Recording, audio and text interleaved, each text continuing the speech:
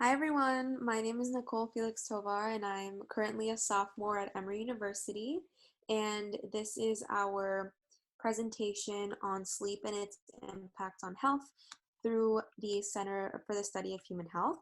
So again, my name is Nicole and I'm also with my friend Paulina. Hi, everyone. I'm also, part of Emory, and we are really looking forward to talking about sleep and its impact on health with all of you. So, Nicole, would you like to start us off? Yes, of course. So we wanted to, before getting into anything related to the lesson on sleep, begin with a game. So whether you're watching this video on your own or whether you're in class, we definitely encourage you to play along. So we're doing a would you rather. So would you rather have a dog that could talk or have a horse that could fly? So you can pause here and reflect on that. And we'll just answer pretty quickly. So personally, I would rather have a dog that could talk. Me too, definitely. I would like to know what my dog's thinking about. Yeah, for So, sure. yeah, wonderful. So now, go ahead. Yes, thank you. So now these are some more questions to kind of get you to start thinking very broadly about sleep, but beginning with something a little bit more informal again, like what is something you're looking forward to this week? So now you can pause for that. So hopefully, whether you were alone, you were able to think about something that you were looking forward to, or maybe you were able to find connections with some people in your class. And secondly, the question is, how much sleep do you normally get per night? You can pause here to answer that. Awesome. So Paulina will definitely be going into the recommended time, hours per night that your age group should be getting of sleep. So definitely stay tuned for that so we can keep going. And next, we would like to strongly encourage you to please take notes. So your teacher might be requiring you to take notes, but even if they aren't, we really encourage you to do that. Yes, thank you. And oh, see, that was your dog talking, basically. Yeah, she answered. Well, yeah, so here's just a little quick overview of the lesson. So first we'll talk about the effects of poor sleep quality and quantity, which we'll define later specifically what we mean by that in the next slide. But, the effects of poor sleep quality and quantity on our mental, physical, and social health. And then we'll also, Nicole will guide us through some strategies that we can improve our sleep. Potential strategies. And so here, let's start off with, defining two really important concepts about sleep, and that is sleep quantity and quality. And so sleep quantity, as you may know, is really the total hours of sleep you get each night. And so what we want you to do is pause the video and think about, what's the recommended hours of sleep for my age group, right? Okay, so now that you've paused the video, we're gonna show you, right, drum roll, okay, right. So 9 to 12 hours of sleep is between 6 to 12, but then we see, once you turn 13 to 18, that's around, 8 to 10 hours of sleep. So, just to keep it simple for this presentation, when we talk about sleep quantity, we'll just talk about 8 hours of sleep, which would be, enough hours of sleep in this presentation. And so also we'll talk about sleep quality, whether you feel well rested after sleep or whether you feel that your sleep is interrupted. And before I go into the next point I wanted to make, I just realized I forgot that, these are recommended hours of sleep. So, it can vary by person. We all might need different hours of sleep, and that's okay. And our point is, sometimes even though we meet those 8 hours of sleep, we could still feel tired. So our point we want to emphasize, I think, is, both sleep quality and quantity are important for helping us get that good sleep or the beneficial sleep. And so here, let's talk about poor sleep. So less than 8 hours, as we defined it. And so how does that impact our health? Well, these are the next few points, they're only a few points, but and you might also experience them or experience other impacts, but we just want to mention a few of them. So for mental health, you might feel anxious, sad, or reduced ability to regulate emotions, and you're feeling irritable. And it's because you might feel overwhelmed after not being able to sleep well. Physical health, unable to restore damaged tissue, feeling exhausted, higher chances of catching a cold. Sleep is really important for our immune system, helping us fight infections. Um, and so, in addition, when we aren't able to sleep, we also experience those elevated stress hormones, which we see as in connection to mental health because you're feeling anxious and stressed. So in physical health, you see those elevated stress hormones. And lastly, for physical health, poor sleep can also change your appetite, make you hungrier at night, but it might look different for everyone, and that's okay. And so lastly, really quick here is social health. And so you might lose the energy to socialize as you feel just overwhelmed and you want to be alone. And so, that reduced ability to regulate emotions from mental health, and that just feeling constantly maybe overwhelmed because you aren't able to sleep, you might report more conflict with others, and you might want to be alone. Um, and so let's talk about quickly some factors that may cause stress and also impact our sleep. So we have making new friends in an online environment. We have protecting our social and mental health during the pandemic. We have also balancing balancing time between classes and family time, recharging from our schoolwork. And also an important one is, I think, being exposed to blue light, because that can impact our sleep during the night. We might not feel tired because we're exposed to that blue light. And that has to do with our circadian rhythm at night. It's telling you're exposed to that blue light, so your body's like, it's not time to sleep yet, I see a light. So you might not feel tired at night. As well as studying for online tests. Just being on the computer can really impact your sleep, and maybe also causes stress. You're in a different online environment. And so I know that was a lot for, very quickly, but we want you to think about how might these factors impact your sleep and your health. Thinking about mental health, feeling irritable, physical health, feeling exhausted, or social health, feeling like you maybe don't have enough energy to socialize. And so we want you to think about that, and feel free to pause that video and or go back to the impacts of poor sleep on health to just kind of think about this answer. Wonderful. So now that you've paused the video, let's move on to, this is just a quick recap. So these new responsibilities, like balancing time between academics and social time, that balance, recharging from schoolwork, that can lead to stress when we just feel overwhelmed. And that feeling of overwhelm can impact our sleep quality and quantity. And so for our mental health, not getting enough sleep can lead to feelings of demotivational stress and anxiousness, as we mentioned. Social health, you can feel frustrated and lonely when we aren't able to sleep well, and also little energy to socialize. And as well as physical health, you may feel worn out, maybe feel exhausted, and also feel that you might not have enough energy to exercise. And what I think about really quickly is really important about physical health is that, like, getting physical activity at the start of the day can actually improve your sleep quality, which Nicole will talk more about in a few slides later. But yeah, I think it's just really interesting to see that connection between sleep, stress, and health. And so that was just a little quick recap. But let's move on to the next slide, which is just we made a worksheet for all of you. It's called, there's two actually, but the first one is sleep and our health. And we want you to kind of think, how can getting enough quality sleep impact your mental, physical, and social health? So kind of thinking about the positive, like how do you feel after getting enough sleep, and how does that impact your health? So Nicole, over to you. Yes, thank you, Paulina. That was super informative and really laid a foundation for this next part of the class that refers to the second lesson objective, which I'll just recap it for you. It's that students will be able to list strategies to improve sleep. So we kind of just wanted to end off with this learning objective to end off on a positive note and share some strategies that you can use to prevent some of the poor health effects that Paulina described earlier.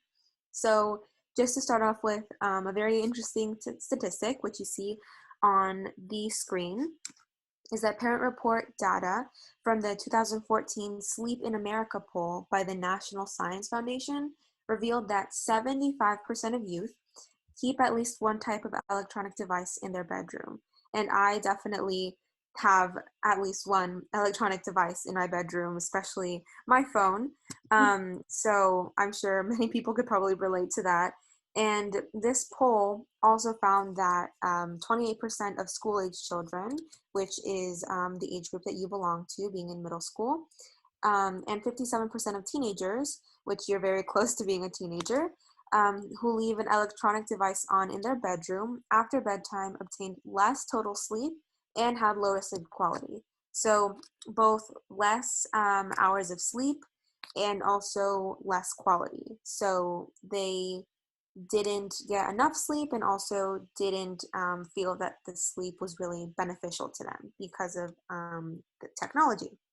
So the statistic really focuses on technology, but some other factors that can disrupt our sleep can include stress, which Paulina already referred to earlier, which could be academic or emotional or coming from other places. Also, some factors that can disrupt our sleep include loud noises, bright lights, um, energy drinks and caffeine, such as coffee, and also sleep disorders, which is something that physicians would diagnose. And if you would ever be at a doctor's appointment, you could ask your physician more about that if you feel that sleep is something that you constantly struggle with.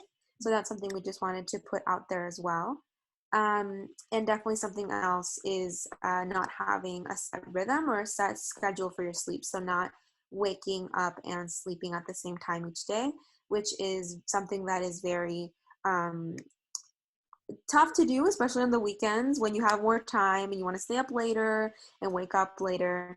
But whenever possible, sleeping and waking at the same time or around the same time is really beneficial. And yeah, so just one question for you about this slide. So again, Paulina spoke about the effects of poor sleep quality and quantity on our health. So what are some more barriers that influence our sleep and can lead to these poor health effects? So again, I just listed off some, but that's definitely not all of the barriers that exist. So you can pause here and just think about it and maybe share with the class if you're in a classroom setting. Awesome. Thank you, Paulina. You can keep going. Great. So now we have some strategies to improve our sleep. So again, we're kind of focusing maybe on the negative with some barriers, but now these are some strategies. And again, just some because there are so many. And we just wanted to give you a couple. And something also to note is that you can try all of these strategies and maybe none of them can work for you. Maybe some of the ones that we didn't mention can work for you, or some can work and others can't. And it definitely varies by person. So the first one is very much related to the statistics. So avoiding electronics an hour before bedtime. So about an hour is where studies have shown that putting away your screens are best to facilitate sleep. And next we have avoiding doing homework in bed to prevent taking long naps before bedtime, which is definitely something that Paulina and I can relate with. Getting home from school and just plopping down on the bed, and then suddenly you wake up to maybe 3 hours later to do some tasks, eat dinner or whatever, and then in the nighttime it's harder for us to fall asleep. So then there's like an unsteady rhythm. And then making sure that lights are off in the room, but except maybe a small night light if you want that. Also, very interesting is that being physically active throughout the day will improve your sleep quality, but doing so right before bed can impact your ability to fall asleep, mainly because you have a lot of adrenaline pumping, maybe just more energy. So it may take a little longer to fall asleep, although it is very beneficial for your physical health. And definitely we included that for the athletes and for anyone who does physical activity maybe consistently. And lastly, the temperature in the room or your sleep area should feel comfortable for you, because some people prefer it super cold or super hot or just in the middle, and some people don't really care about the temperature at all, but making sure you're comfortable is really important. We can keep going. Awesome. So now that we've just given a couple of sleep strategies, um, you can definitely probably already have some of your own sleep strategies that you have tried over the years, or maybe some that you want to try. So keeping all of those in mind, this case study about a sixth grader at King Middle School named Pete will help you apply those strategies to kind of combat these barriers to sleep. So we're not going to read the case study out loud, but if you're alone, definitely read through it. And if you're in a classroom setting, if someone could just read that out loud, that would be great. So you can pause here to read the case study. And now we just have a couple of questions for you to kind of engage with the case study a little further. And the first one is, what is a barrier preventing Pete from getting sleep? So you can pause here to answer that.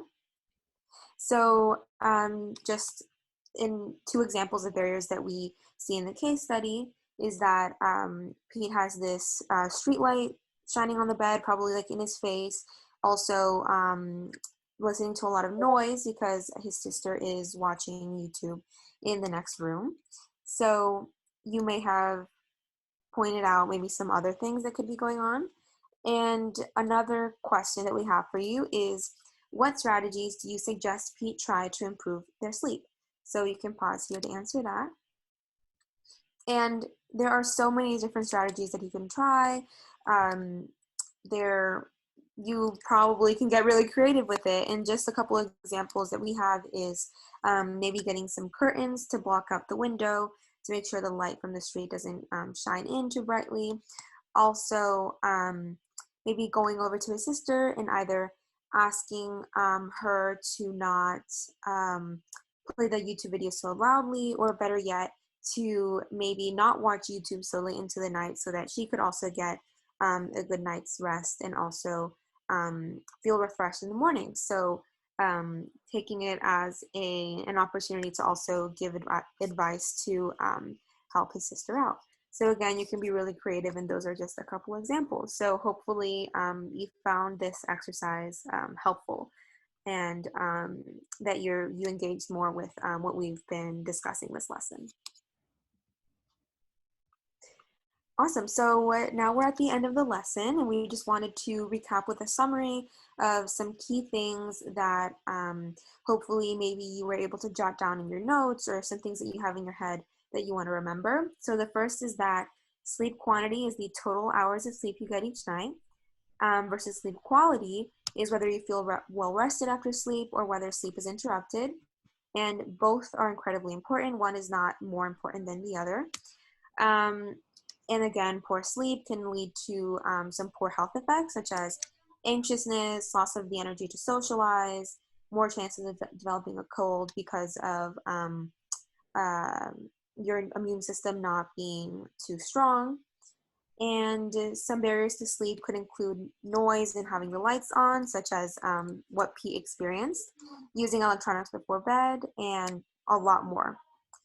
Also, some strategies to improve sleep could include, again, not using your electronics before bed, so keeping away the technology, turning off some lights, and making your sleep area comfortable to you.